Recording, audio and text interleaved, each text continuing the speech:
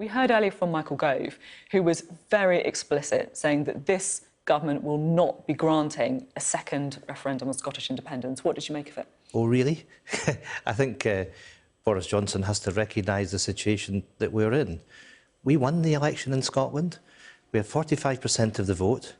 We've got 80% of the seats in Scotland. The Conservatives only stood on one issue north of the border. That wasn't stopping an independence referendum. They've gone down from 13 seats to 7. They lost. They're going to have to accept they lost. They're going to have to accept that the SNP won the election, and we fought this election on the basis of the people in Scotland being given the right to choose their own future. We already have a mandate for a referendum on independence. We won that to the election to the Scottish Parliament in 2016. They're going to have to recognise the people in Scotland have spoken. This is about democracy. Boris Johnson should recognise that that power to call a referendum should not sit with Boris Johnson, should sit with the Scottish Parliament, acting in the best interest of all the people of Scotland. At the same time, though, the Conservative Party stood on a manifesto and, again, won an 80-seat majority that ruled out another referendum. Manifesto, page 45, we are opposed to a second independence referendum. So they have a mandate to deny it as well, don't they? No, they don't have a mandate in Scotland. They lost in Scotland. They've lost 7 of the 13 seats. They got the rejection of the people of Scotland that don't want to be taken out of the European Union. You didn't get a majority either. You won 45% of the votes in Scotland, as you said. Yeah. But that doesn't give you an over 50% mandate either, does it? We've got 45% of the vote. The Tories are trailing in our wake, 21 They're not the only party standing in Scotland who is pro-union. But the point is, we've actually got a bigger mandate, a bigger majority than Boris Johnson does to deliver Brexit. We've got 80% of the seats from Scotland. And, you know, this is not going to look great for the Tories if they're going to turn round to Scotland, if you're going to say the people in Scotland can vote however they like, but the Conservatives and Boris Johnson are going to determine our future. You know, we were told in 2014 that if we stayed in the United Kingdom, our rights as EU citizens were going to be respected. Boris Johnson's taking us out of Europe against our will. All that is happening through the intransigence of the Conservative Party, by refusing to accept democracy, by refusing to accept the right to Scots to choose, that he's driving more and more people to support the Scottish National Party. That's what will happen. You know, when you hear various Tory politicians, Alistair Jack, the Secretary of State for Scotland, did say in the election campaign that he recognised ultimately Scotland's right to choose. Many Labour politicians have come out and said the same thing. Many media commentators have recognised that ultimately that the Conservatives can't keep saying no. When the people of Scotland demonstrate that they want to have that independence referendum, Boris Johnson's going to have to listen. OK, let's have a quick look at the timings, because Nicola Sturgeon has said that she wants to send out this Section 30 order, which is the official power to hold an independence referendum before the end of the year. Yeah. It's not long. When's it coming? This week. This week? Yeah. What day? Well, you'll see. Well, we're not going to announce publicly today, but it will be happening this week, that we'll be making the case that that power should be transferred. That's democracy. That's right. We've won the election. Boris Johnson should respect that. And what happens if the Conservatives just ignore it? Is there anything you can do? Well, at the end of the day, I wouldn't take anything Boris Johnson says at his word. He changes his mind on everything. He's going to recognise that the SNP are speaking for the people of Scotland. We've won this election. We've got 45% of the vote, 80% of the seats. This issue is not going to go away.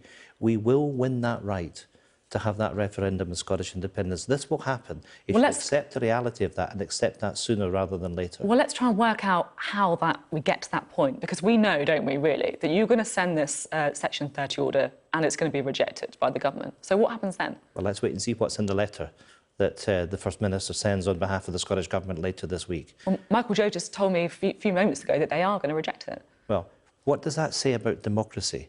That the government in London is saying to the people in Scotland, we're going to ignore MPs that you send to Westminster. We're going to ignore your government, because let's not forget that we were told in 2014 that this was a family of nations, that Scotland's place in the Union was to be respected. And yet here we have the Conservative government saying we're going to ignore the democratically elected government of Scotland. It's not a great look, Sophie, is it? Could you hold a referendum without the approval of politicians in Westminster? We have a plan that we're progressing with. We've just stood an election. We've won that election. The plan is working.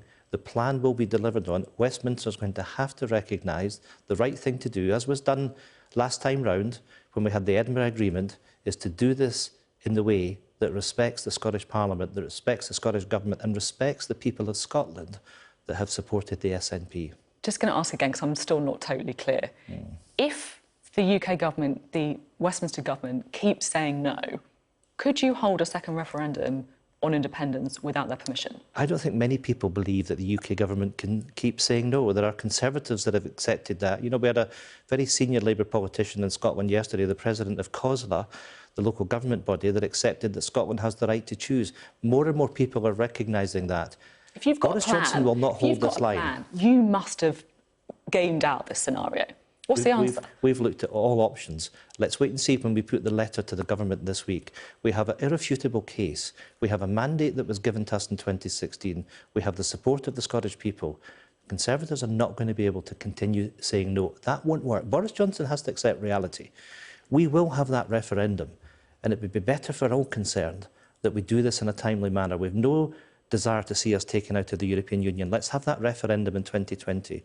We will win this argument, we will win this case, we will have that referendum, and I confidently predict that Scotland will become an independent member of the European Union. Let me just have a quick look at some polling that was done in the Sunday Times. This is last weekend. Now, the question that was asked was, if the Conservative Party wins the election, which they have, and says there should not be another referendum on independence in Scotland, which they have, what do you think the Scottish Government should do? 47% says accept the decision, 29% try to overturn it in the courts, 14% try to hold another independence referendum.